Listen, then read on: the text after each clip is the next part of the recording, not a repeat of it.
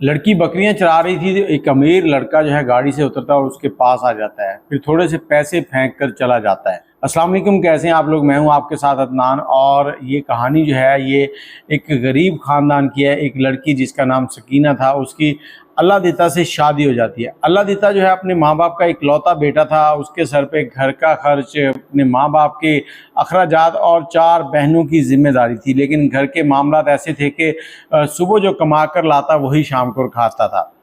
अब इसकी शादी हो जाती है तो शादी के साथ साथ ये जो सकीना इसकी बीवी थी, इसके अखराजात भी इसके ऊपर आ जाते हैं। अब ये लड़का बड़ी मेहनत कर रहा है, बड़ी हिम्मत से सारे काम कर रहा है। और एक रोज़ क्या होता है कि ये अपनी बीवी के साथ कहीं जा रहा था तो रास्ते में एक्सीडेंट होता है और इसके शौहर की डेथ हो जाती है। अब ये डेथ के बाद घर वाले जो है परेशान हैं। घर में इतने पैसे भी नहीं थे कि उसका कफन दफन किया जा सके। मोहल्ले के जो लोग थे उन्होंने पैसे इकट्ठे किए और इस घर की हेल्प की। इस बच्चे का कफन दफन हुआ और उसके बाद इसकी तदफीन हुई।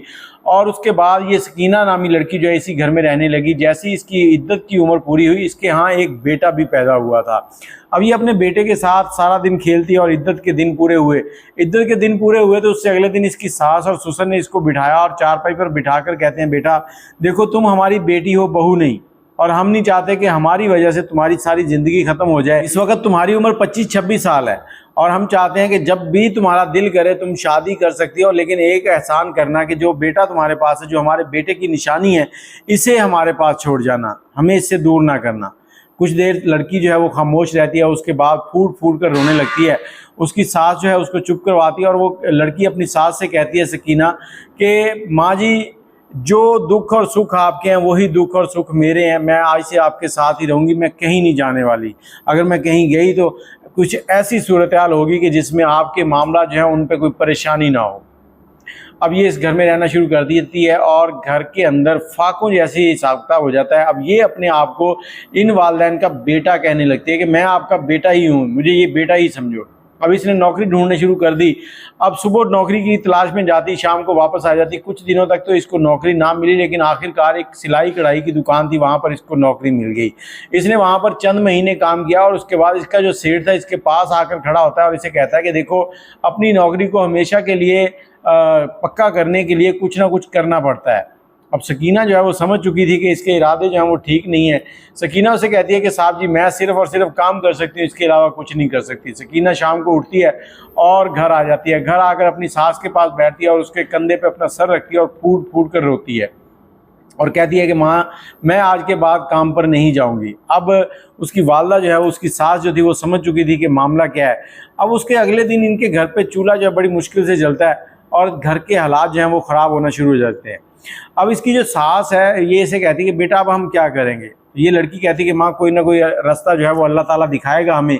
अब इस लड़की के पास कुछ सोने के गहने थे।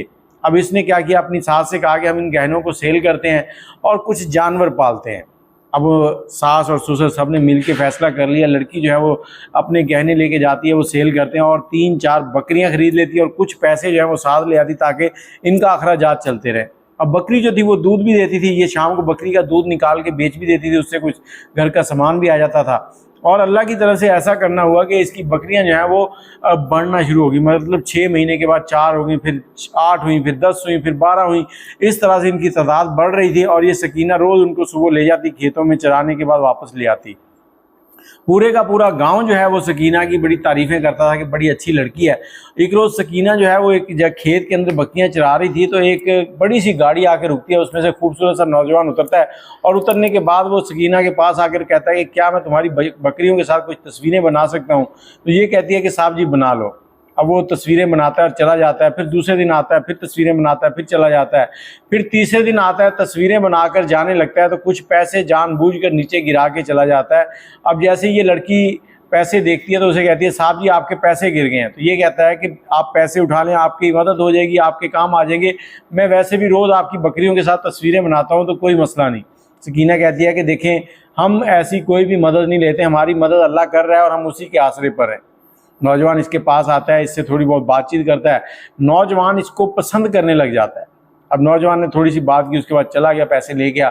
अब नौजवान ने रोज़ का मामूल बना लिया कि वहीं आना, आकर इसकी बकरियों के साथ खेलना, खेलने के बाद कुछ तस्वीरें बनानी, वीडियोस बनानी और अपलोड करनी। अब सकीना जो है वो हर दिन गुजरते दिन के साथ परेशान हो रही थी कि ये नौजवान क्या कर रहा है, मुझे परेशान कर रहा है, मेरी इज्जत के ऊपर दाग लग जाएगा। अब वो सोच रही थी कि इसे किसी ना किसी तरीके से मैं इसको बताऊं कि तुम यहाँ ना आया करो।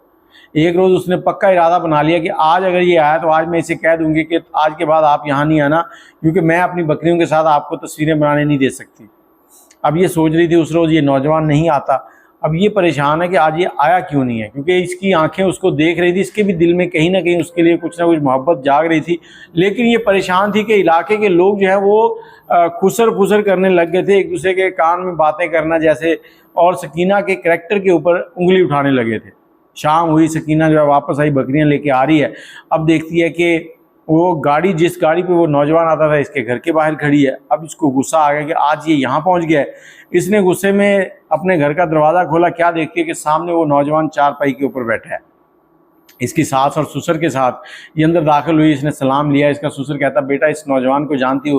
कहती, मैं नहीं जानती, लेकिन ये रोज़ तस्वीरें बनाने आता है, इससे ज़्यादा मुझे कुछ नहीं मालूम इसके बारे में। अब उसका ससुर कहता कि बेटा ये तुम्हारे लिए निकाह का पैगाम लेके आए, अब तुम बताओ क्या करना है। लड़की कहती कि मुझे इनसे अकेले में बात करनी है। अब वो लड़की उससे पास जाती, कहती देखो मैं जिस घर में रहती हूँ ये मेरा ससुराल है, मेरा शौहर जो है उसकी डेथ हो गई थी, अब मैं अपने सास और ससुर के साथ रहती हूँ। मेरे कंधों के ऊपर इस घर के अखराजात हैं, इस घर की रोज़ी रोटी मैं चलाने की कोशिश कर रही हूँ, और 4 मेरी नंदे हैं जिनकी शादियाँ होनी हैं। क्या आप ये सारा कुछ बर्दाश्त कर सकते हैं? और मैं इस घर के साथ कभी भी नाता ख़त्म नहीं करूँगी अगर मैं आपके साथ जाती हूँ, और मेरी नंदों की शादियां आपने करनी है, इस घर का ख्याल आपने रखना है। अगर ये सारी चीज़ें कबूल हैं तो ठीक है। अब नौजवान जो है वो पैसे वाला था, उसने कहा कोई बात नहीं, आप परेशान ना हो, मुझे ये सारी शर्तें आपकी कबूल हैं। उसके बाद मौलवी को बुलाया जाता है और उसी वक्त इनका निकाह किया जाता है। निकाह के बाद लड़का जो है वो लड़की को लेके अपने घर आता है। उसने अपने घर पे पहले से ही बात कर रखी थी। जैसे ही घर पहुंचता है, बेल बजाता है, तो घर से उसकी वालदा, वालद, उसके बहन भाई सब के सब फूलों के हार लेके आते हैं।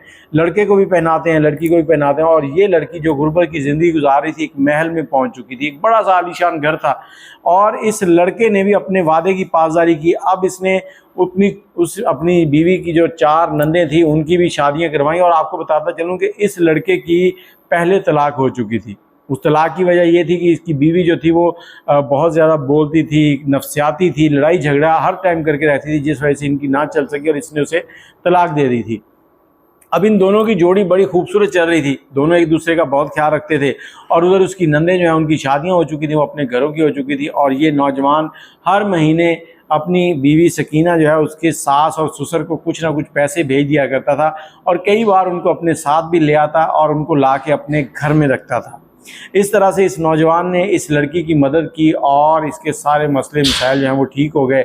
इसका जो बेटा था कभी अपने दादे दादी के पास रहता था, कभी माँ के पास आ जाता, और अल्लाह ने इसको दूसरी शादी में से भी 2 बच्चों से नवाजा था। इस तरह से ये पूरी कहानी मुकम्मल हुई, और इस लड़की ने सिर्फ उससे निकाह इस सूरत में कबूल किया कि अगर आप मेरे सास और ससुर की हेल्प करेंगे तो। और अगर आप अपनी कोई राय देना चाहते हैं तो कमेंट में ज़रूर दें। अगर आप कोई कहानी हमसे शेयर करना चाहते हैं तो नंबर है 0300 25 20 629, 0300 पूरा 25 20 629। दुआ में याद रखिएगा। अल्लाह हाफिज़।